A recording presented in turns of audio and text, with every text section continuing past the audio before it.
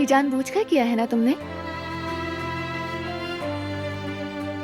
देखना था कि मेरी बीवी की नजर अब भी मुझ पर है या फिर उसकी दिलचस्पी मान पड़ गई है।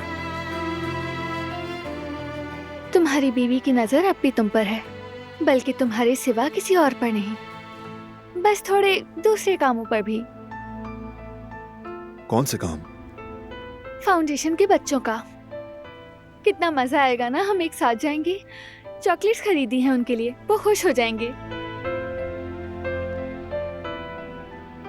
फाउंडेशन के बच्चों का जिक्र करते हुए आंखों में चमक आ जाती है। सोच रहा हूं जब अपना बच्चा होगा तब क्या हाल होगा।